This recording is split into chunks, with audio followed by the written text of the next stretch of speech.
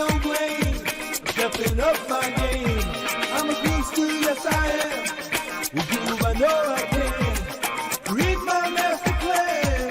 I'm grooving, yes I am. I'm grooving. Oh, I'm grooving. I'm grooving, yes I am. I'm grooving.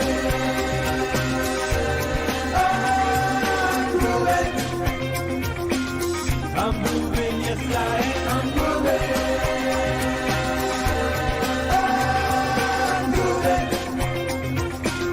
I'm moving, yes I am. I'm moving. I'm moving. I'm moving, yes I am.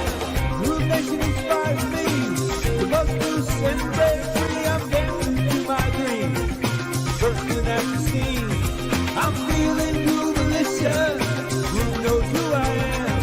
'Cause now is my time to have a groove state of mind. I'm grooving.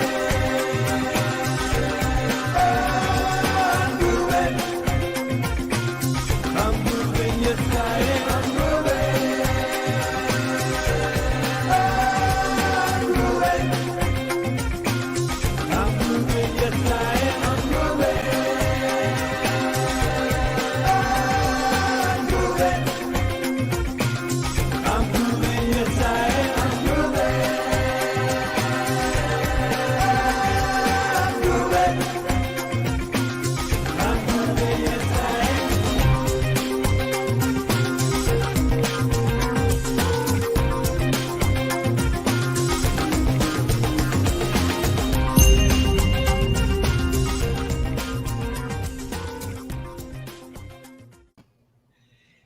Hello, Donna. Hello, Ridgely. How are you today?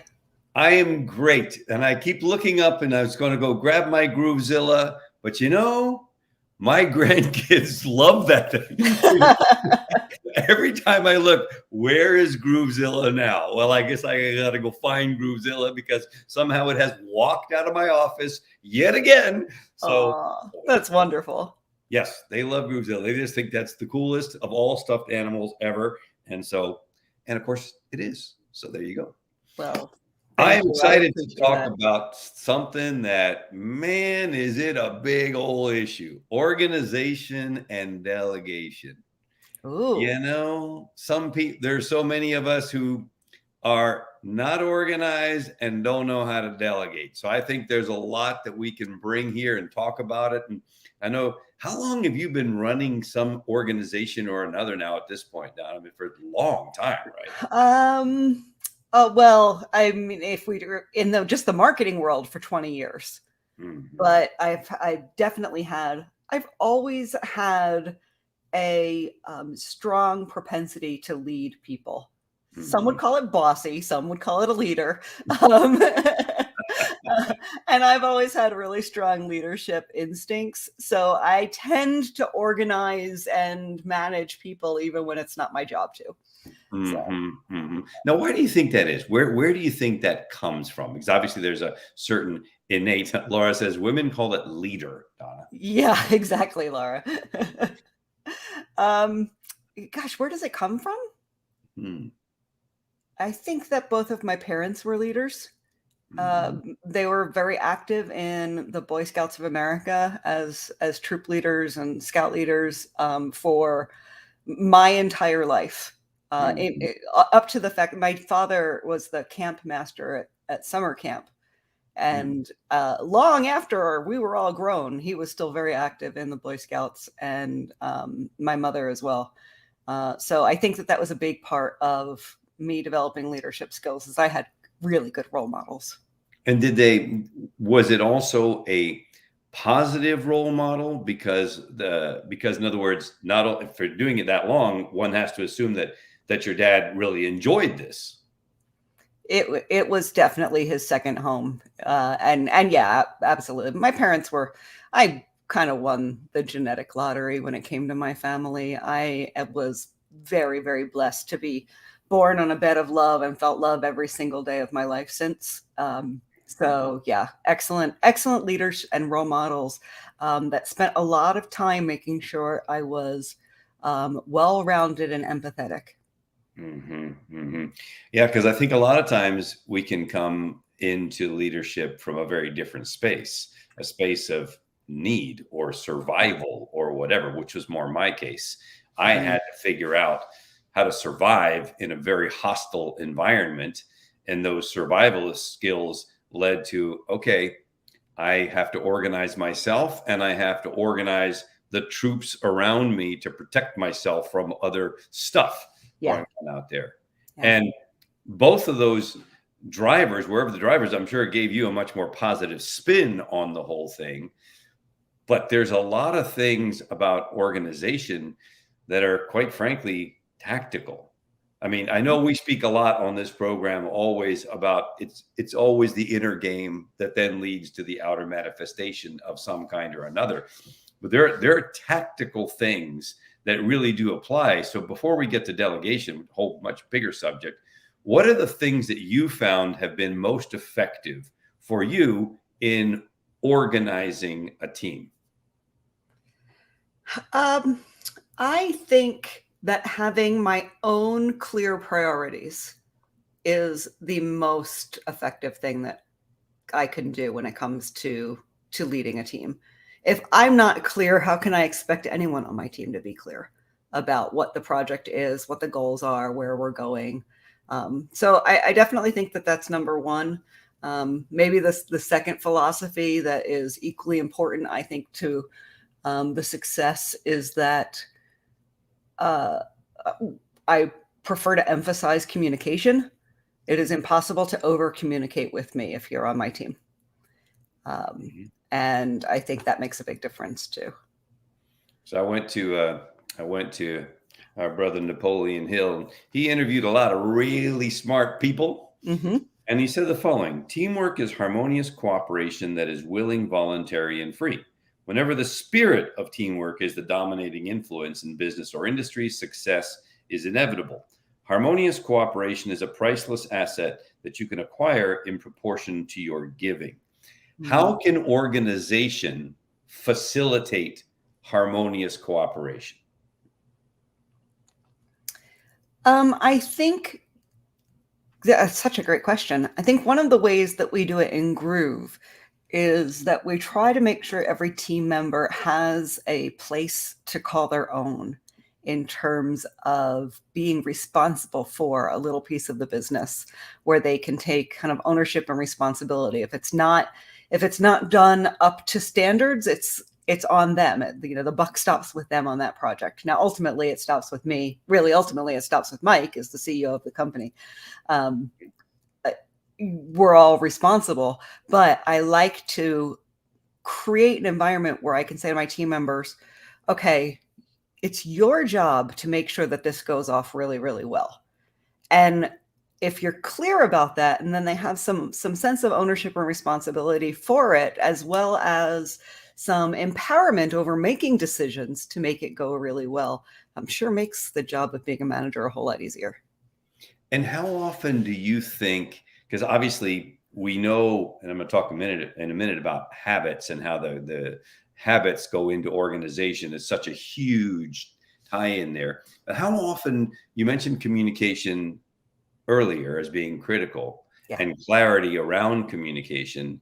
What do you think is a rhythm that works? A rhythm of communication. There's so many books out there. I have in front of me, Mastering the Rockefeller Habits as well. I've got some stuff out of there. And one of the things that they say is the organization with too many priorities has no priorities. How do you maintain the clarity, and how often is what is your communication rhythm, if you will? All right. So what I choose is I have team meetings. So there's one meeting every Monday morning with the whole team. And that's just it's like a centering meeting. Is we all go through, celebrate our wins from the week before, talk about our goals for that week, and then get out of there. Usually a quick meeting, about a half an hour, sometimes runs longer if we get into a real discussion about something. And then depending on the team, the project, and what's happening, I might do 2 or 3 other meetings throughout the week, but mostly I try not to have meetings. So that's my communication style is one meeting with everyone once a week and then as few meetings as possible. And is that because does that tie in then directly to the delegation piece because you feel that you have done a successful job of delegating responsibilities and making sure that they're clear for those team members? I think that that's part of it. I'm also open all the time. So I don't need to wait for a meeting to have a communication with my team members. If they need something from me, they know that they can message me at any time. And because we're a virtual company, it's not like they're walking into my office and bothering me, where people feel like, oh, maybe I don't want to bother her. She's clearly on the phone or in a meeting, or they just know that if they have questions, they type them in a chat to me and I answer them as soon as I possibly can. And they trust that I will answer them. And I trust that if it's urgent, they will raise more flags, So I think that's a big part of it is just treating people like responsible adults, which. Yeah, Laura says, amen. Priorities and goals plus no useless meetings. Yeah. Right. Now, why do you Sometimes think it's easier to get on a meeting. Sometimes it's easier to hash something out in a discussion rather than type it in a chat. So, we'll hop on a call to do that whenever it makes sense. But yeah, meetings that tend to be a waste of time. Right now, so then why do you think people have so many of them? Where's the disconnect that people say, we got to have our daily huddle every day? It's whatever. I don't know. Good question. I think some people think that that's what they're supposed to be doing. Mm-hmm. That's what managing a team is, getting all the team together for a meeting. I find it to be incredibly inefficient. Usually there are 2 or 3 people that are on a project that need to know about something and a whole team gets invited to a meeting. And even sometimes our Monday morning meetings, those are all about connecting and kind of getting an understanding about what the whole team is doing. But for the most part, it's not relevant for most of the people on the call. They're there for their little piece to share, answer any questions if they have it. But that call is for me every week. And so that the team feels like a team, because I do think it's important for that to connect, which is why we celebrate wins. And not just business wins, but personal wins from the prior week. It helps team building. I think that's a big part of my process. I agree with that totally. I think that there's and what I found since I have the privilege of being on those meetings most of the time is that getting a general picture of where the team is overall is also helpful because it triggers somebody else over here has a thought, hey, that can benefit this person over there. And there's a spirit of collaboration that is very natural.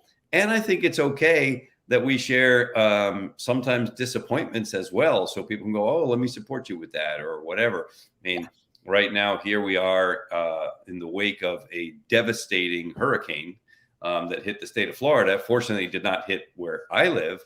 But it was like, wow, man, there's a lot of people who are in a world of pain that is serious. And to be able to share that, it creates that empathy with everybody that says, you know what? I get you. I understand you. I can feel for you, that kind of thing. Yes. Legit. So in terms of organization and delegation, I will read for you from my man, Jim Rohn. And Jim Rohn says the following. I think it's very, very powerful. He says, there are always a half a dozen things that make 80% of the difference. A half dozen things. Whether we're working to improve our health, wealth, personal achievement, or professional enterprise, the difference between triumphant success or bitter failure lies in the degree of our commitment to seek out, study, and apply those half dozen things. Clearly, that requires organization, or else you're all over the place. Your thoughts? I think he's absolutely correct on that. And yeah, I'm a big fan of delegating. And so my delegation philosophy is, we talked about how everybody gets their own responsibility. So when it comes to delegating, my job is to not touch anything that is not my responsibility. Mhm. That's my number one job when it comes to delegating. I can go in to any of our websites and change a typo on the page, and it would take me 3 or 4 minutes. Mhm. The only problem with a 3 or 4 minute job is they take all day, because you don't know what's going to happen. You don't know what's going to, you make one fix and you break something else. And I have no business working on our pages. Mhm. I have no business writing our email copy. I have no business posting on our blog. These are all things that I have team members that do. And I trust them to do their jobs and rely on them for their expertise. And if I quickly go and change a typo on a web page, and it takes me 10 minutes, let's say it goes perfectly, it takes me 10 minutes to go in, change a typo, republish the page, everything's fine. That's still 10 minutes of work that could have been done by somebody at a much lower pay rate than me. Mhm. So I feel like it is my responsibility as a company owner and manager to make sure that every one of our employees is operating at their, we call it a HUBU, highest use and best use. And it's not the highest use or best use of my time to be editing pages on a website, Mhm. because I'm in a company the size of Groove. Obviously, if I were a solopreneur, every job would be my job. No. So how do you communicate that down? How do you communicate that down that everybody else has to organize themselves in the same way that you help organize them? I'm not sure that I do. That's Right? a good question, We because put I'm up not with sure some that I good do. stuff on these calls, Donna Fox. You know that? Yeah. Yeah. Because I think that's where you get into habits, right? Habits Yeah. are amazing. This is The Habit Factor. I highly recommend this book by my friend Martin Grunberg, and he talks about all kinds of that. These habits create patterns that create this organization. All of it ties together, and it comes back to those basic things that we fundamentally do every day. You think of everyone is organized to a certain extent. You Mm-hmm. get up in the morning, most people brush their teeth. That's a thing that they're organized about. But then you get down to, how do I organize my day to be successful? And it's a whole other story. Yeah. For instance, I don't know what it's like for you. I know that if I'm working on stuff that is difficult, good idea that I do that in the morning. Hmm. Because for me, being a little older than I used to be, by 4 or 5 o'clock in the afternoon, I'm not thinking at my peak anymore. It's been a day. I've had 5, 6 phone calls. I've worked on 4 or 5 things, whatever it may be. And I know it's not going to be my best at that point. So what am I doing? I'm looking at my calendar and I'm saying, all right, man, you got stuff that's really important, book it early. Yeah. Block it out. Do something, create that space for yourself, be organized so that the difficult thing doesn't seem so difficult. And I don't know if this happens to you, but I literally can absolutely look at something at 4 or 5 o'clock in the afternoon and think, man, I have to tackle that. And look at the same thing at 8:30 in the morning the next morning, and it doesn't look remotely as difficult. Yep. After 3 p.m. tomorrow is my favorite day of the week. Yeah. So I'm absolutely with you on that. Right around, I'm a morning person, so I'm often working at 6:30 or 7 o'clock in the morning, and by 3 p.m. I'm done. If I needed to work at that time, meetings are a good thing to have, talking with people and kind of furthering and having communication and building relationships. Those kinds of things are good for me. I like my deep work in the morning. So here's an interesting observation from Martin. I happened to pick up the book because I really love the talk about habits, and habits are all about being organized and having those become a part of what you do. And there's a chapter in here says the only guaranteed way to fail. And that just jumped out at me. It's like, that's interesting. What is the only guarantee? And he did a whole study on what does success mean. And the conclusion they drew was that failure is not the absence of success or the opposite of success. So they're asking the question, so what is failure? And someone came up with hopelessness. Hopelessness is failure. And I thought to myself, there's a lot of power in that. It says, the only sure way to fail ever is to be hopeless. For without hope, there is no drive to proceed, no will to succeed. Without hope, there's no energy, no willingness to march forward. Without hope, simply put, nobody stands a chance ever. And I thought, what I think helps me never feel that way is organization. Is I do certain things at certain times to ensure that I never feel hopeless.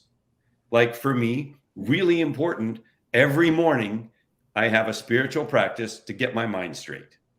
And I feel that piece of my organization is critical to avoid the inner game losses that we face. I was just doing a fabulous groove growth program an hour ago. It was amazing. And we were talking about the concept of human revolution or inner transformation, kind of interchangeable terms, right? And the thing I love about inner transformation is it starts with the key word, inner. It's an inner transformation. It can't come from out there.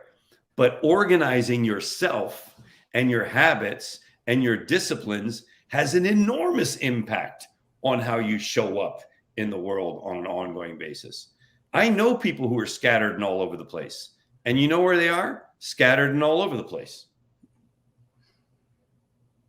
I really think that there's a huge nexus between being organized and knowing what you need to do when you need to do it in order to put yourself in the right space to succeed and move forward. Your thoughts? Yes, absolutely. Definitely. I mean, we've sort of talked about this before. Like, I believe that self-discipline is self-love, and organization is part of self-discipline. Having this clear understanding of what your next steps are going to be. And I have a clear understanding of what my next steps are going to be for months in some areas and for minutes in others. But that's what organization is. And when you don't know what those next steps are, that's when the darkness starts to creep in. That's when the negative thoughts, the hopelessness, as long as, for me, I've recently started this kind of new thing. I've been going through some stuff. So having just an emotionally stressful time lately. And, maybe you're listening to this and you're like, yeah, me too, because you've been there. We all do. I started micromanaging myself, which I have never really done before. But to the level of, I would take a task and let's say I need to update the numbers for my ads team, which is something that I do every single Thursday morning. I look at our sales and I reconcile them with the ad team report sales. It takes me about a half an hour, but there's a bunch of steps in this process, manipulating the spreadsheet. I have to do this sort and remove these and do this other sort. And I have all of these steps in the process. So I've written them all down, every single one of them. And I don't need to look at that list.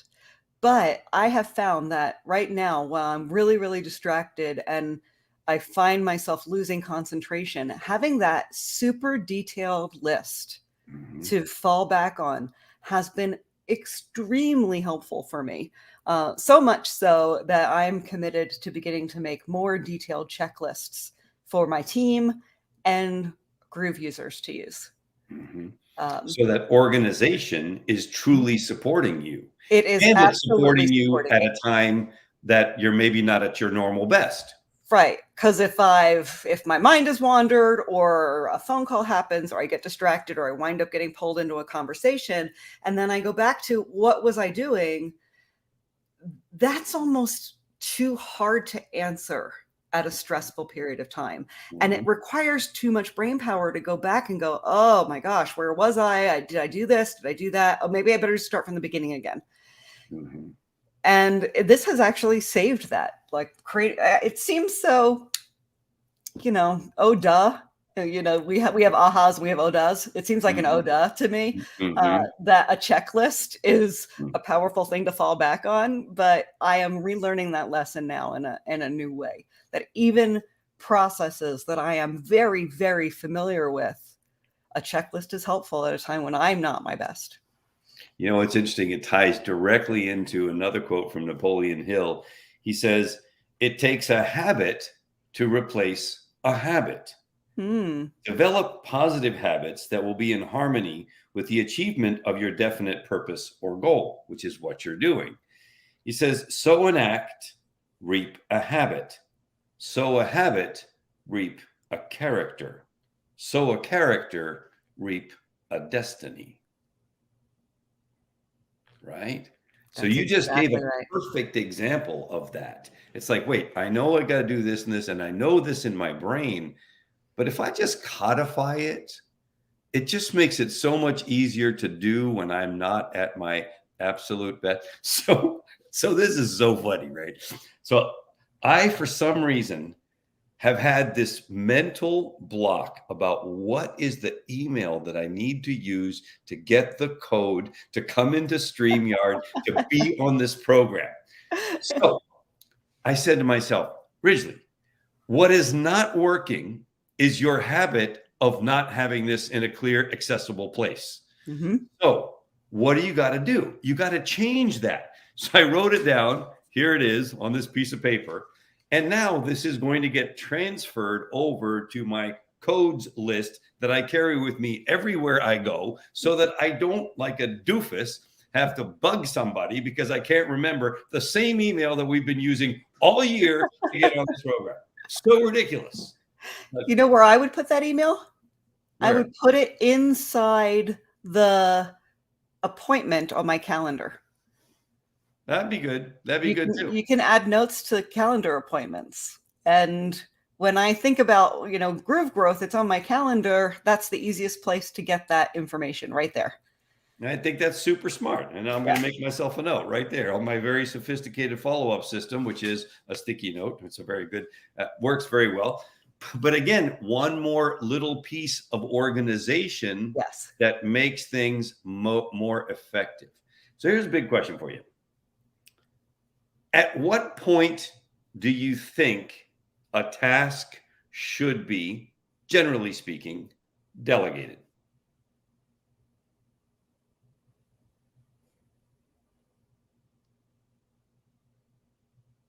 Now I'll take that a little further while you're thinking. So for me, I'm aware I do certain things. And I'm also aware that if I'm doing certain things and we're trying to scale an organization, I am the block. That doesn't mean that I have the confidence that somebody else can do those particular things necessarily, but I definitely have the awareness that if I'm doing certain things and we're trying to grow, I'm in the way. Right. So that certain thing has to relatively soon be delegated in order for our organization to grow and get to the next level. How do you make that type of assessment? My default is to delegate. I start with delegation. One of my mantras is that it's important to slow down to go faster, and delegating is often slowing down. But if I slow down to delegate, and training is a big part of delegation, which is why it's slower.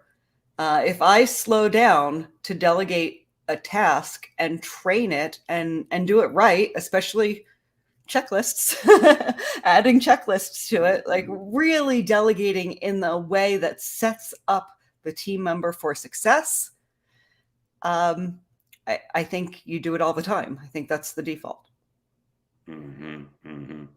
What about those tasks that, if you have them, that your sense is, okay, because Laura says here, and I completely agree, delegation takes time because it requires training someone. Yeah, exactly, Laura. Yep. And if it's a really high level thing, that decision is not so easy, especially if it's a really high, for example, income producing level thing. Then it's not so easy to default to delegation, so to speak, at least not for me. It could be. Maybe when I do it, it'll become easier, right? Yeah. I think it's partly trusting your team, trusting that your team can do the roles that you hired them to do. And maybe there isn't anyone on your team that can do, let's pick something just for the sake of being concrete, write a VSL, a video sales letter. Maybe there isn't anyone on your team that can do that, and therefore it should be you. Maybe it's the time to hire somebody that can do it and train them and delegate. Yeah. Or train someone up into that role. Whenever, there's plenty of work that I do. So it's not like, I just delegate everything and just sit around and wait for, nothing to, people to need me or have a question. It's not the way it is. But I think you go faster when you can delegate more.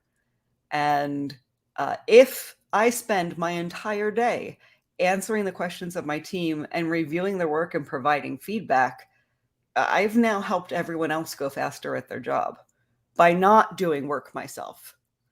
And I really believe that that's the success of a leader. Recognizing that, yes, they got in that leadership position because of the knowledge, skills, and abilities they have. But now as a leader, their goal, their job is to share that with a larger team, not to keep those knowledge, skills, and abilities to themselves. Yeah, you might be the best person at doing something, but your hours are limited. So be the best person at creating the team that can do it. And it just seems so very matter of fact because it is. So I had an experience recently where we tried several times to hire some people to do a task, a job, a specific job, very, very high level, and failed completely. Now, when I look back at why I didn't want to be a part of doing that job myself, it was largely because of fear. I didn't know that I could do it. It's very technical, above my technical pay grade, so to speak, normally speaking. Or is that just a story? Not so sure about that, right?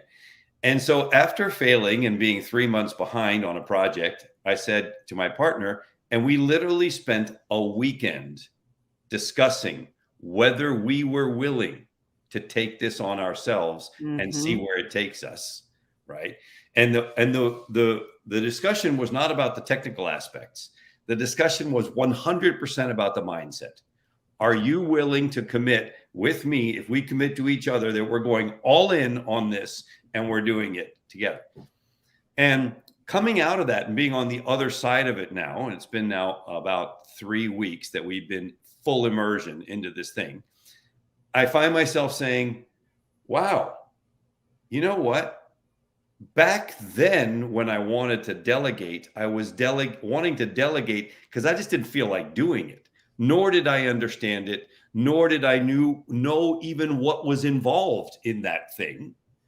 Now, I'm so glad that we've done what we've done in the last 3 weeks, so that when I go to delegate it next time, which we will, it's coming from a completely different space of power and understanding and ability to guide someone, as opposed to where I was. Laura just said, I rarely delegate things I don't understand how to do. And she is absolutely 100% right. I think that that is a huge part of the puzzle, and a place where so many people get it wrong. They delegate away what they don't want to take the time to learn. But because they haven't taken the time to learn it, they don't have reasonable expectations of the results. They don't understand the parameters. They don't understand what they're asking of their team members. And yeah, I think that's key, Laura, is to have at least an understanding of how to do something, or the possibilities. I had a sort of light coaching call with a friend who is loosely in the internet marketing space and has a Groove account and is kind of interested in having a website and having, something to support her passion project. And she asked me what I recommended, and I said, learn Groove. She's like, well, I don't want to know any of all of that technical stuff. I just want someone who can do it for me. And so then how will you ever know what can be done? How will you ever know what the possibilities are if you don't take the time to learn the tools that you're using? Yeah. I think it's very, very insightful, both what you and Laura are saying. And certainly for us, that's been our experience. I now find myself with that same partner that we committed to, saying every single day, I'm so glad that those people did not work out, because what we're going to be able to produce as a result of this is so much better than it ever would have been if I'm just delegating something I don't understand and waiting for the results to come in and disappointed because I don't really have any expectations that are in line with reality. And not even really sure why you're disappointed, because you didn't give it enough thought in the first place. Delegation takes time. To delegate right takes time. And I think that's why it doesn't work for so many people. Yeah. And it also seems like it requires that organization to go with it. To delegate properly, you got to be organized so that you know how those two things work together. I don't know how anybody can get through a day without being organized. So, I come to this from that perspective of one that is hyper organized. I have systems and processes for everything. I have reminders for myself in the path at which I need them. There are so many organization systems around me in general that I would fall apart without them, because they're so much a part of who I am. I really don't know how people get through life without having just systems and processes in place for things. Yeah, and I think it's interesting to see how people do that, right? My wife is a list person. She loves lists, and she loves checking things off the list as she goes down the list. Me personally, I love my day at a glance, and I have to have it a particular way because I like seeing stuff on paper. And you know what? I'm organized. I get reminders on my phone. I get reminders on my computer. But where do I go to look for stuff? To the place where I wrote it down, because I've been doing that for so long. It is that habit that just works for me. And what is my organizational system to make sure that something gets done? A sticky note. Why? Because I don't like sticky notes staring at me on my desk. And therefore, if I know I have to do something and it's important, I'll put it on a sticky note and stick it on my desk. And then it bugs me. Crazy, right? We do these different things. Like what are some of the things that you do for yourself to stay organized? You said you have a bunch of systems of checks and balances. Like what? Oh, absolutely. So all sorts of things. So I have a very extensive task list.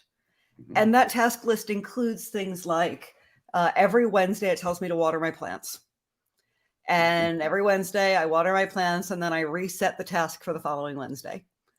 And then on Wednesday it pops up and it reminds me I don't ever have to think about watering my plants. I just have to think about looking at my to-do list, and it reminds me to do it. So I have lots of reminders in place for that. Recently, one of those reminders just paid off big time. You're not going to care about this at all, but I care about this a lot. So I'm going to share the story.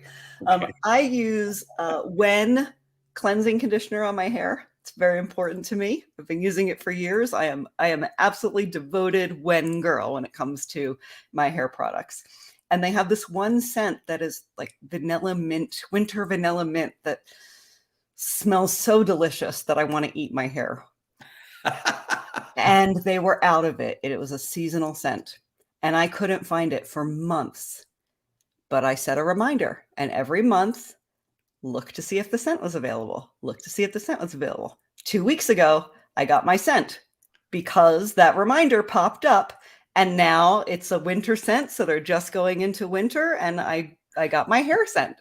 Like, it's such a small thing, but that process of creating organizations and reminders for myself allowed me to not have to worry about it. And I took that couple minute task every time that reminder came up, go and see if that scent was on the site. And then one day it was, and I celebrated like you would not believe that system actually worked.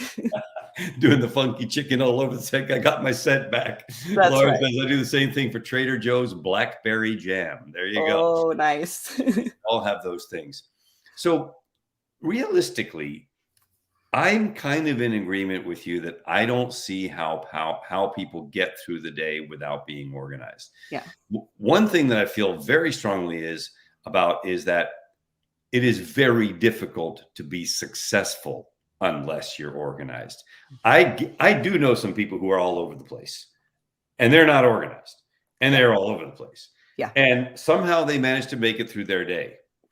But are they successful from a perspective of either their finances, even their family organization, their structure? The answer is no, not at all. And it seems like there's a tremendous connection between organization and being organized, and success and being successful. I see it myself. That's my perspective. Mm-hmm. Yeah. Yeah. I think it's interesting. So that I'm going to introduce one more element before we wrap up today.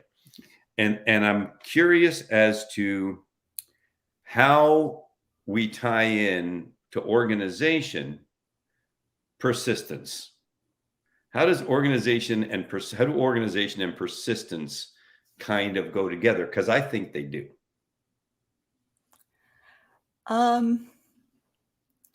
Well, I think that some of my ideas and projects are persistent because they are in my organizational orbit.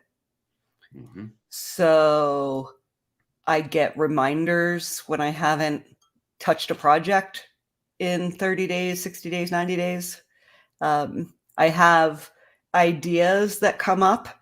So one of my to-dos might be an idea for an ad. And that day, when it comes up as a to-do, I'll look at it and go, is this still an idea that I like? I do still like this idea. Do I want to take action on it now? Not yet. Maybe when? Maybe 6 weeks? Okay, I'll reschedule it for 6 weeks. And then it goes away. I drop very few balls that way. Mm-hmm. So I think that some projects, plans, ideas are persistent because my tools and my processes allow those to persistently bug me. I actually kind of think of it that way. My projects are reminding me about them, about their existence. I don't have to think about it. I think you're, going back to that example of your friend with a passion project and learning groove. Here's what we know. If this person were to persistently put in 30 minutes a day, which anybody can do on anything, Mm-hmm. there would come a time, we don't know exactly the length, where the person would feel very comfortable with groove. Absolutely. Which means that their passion project could move forward, which means that they would impact more people, which Mm-hmm. means that, but at the end of the day, you got to have that persistence that goes along with the organization of doing that 30 minutes every single day. I think the two are very aligned. And I love the quote from Calvin Coolidge, who said, "Nothing in the world can take the place of persistence. Talent will not. Nothing is more common than unsuccessful men with talent. Genius will not. Unrewarded genius is almost a proverb. Education will not. The world is full of educated derelicts. Persistence and determination alone are omnipotent. The slogan, quote, "press on," has solved and always will solve the problems of the human race and yours. Of course. Yes. 100% agree. We were talking about failure earlier. And, my thought is that the only way to fail is to stop trying. That is the only way to fail. Everything else is just data. It's data and learning and attempts. So yeah, I agree. Persistence is the only way things get done. And it keeps you organized. Yeah. Because if you're really persistently going after something, you can't be all over the place anymore. After a while, that'll drive you nuts enough to either put somebody in place who can organize you or organize your damn self. All right. Final words on organization and delegation, Miss Donna, my dear friend. Whatever works for you is my advice when it comes to finding a process, whether it is analog or digital, or you're writing on Post-it notes or in a book or bullet journaling or using something like Notion or Trello or Evernote or time trackers or habit trackers. Doesn't even matter. Doesn't matter what you use. They're all great. They will all help you. The best one is the one that you're going to use each and every day. So exactly. The one that forms part of your daily organization. Right. It should feel like it is helping you, not hindering you. If your organization system feels like you don't want to slow down to use it, it's not the right one for you. 100% agree. I still like my day at a glance. Okay. It keeps me organized.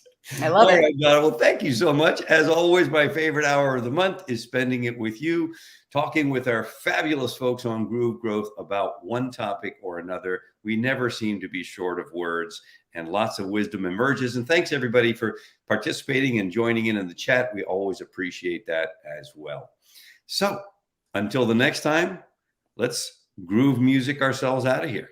Oh, I was so slow on that. I should have been ready to hit that button. I should probably get organized enough to know how to do it so that I could. I just get so mesmerized by you, Rich Lee. Oh, there you go. All right. See you later, everyone. Thanks, everybody.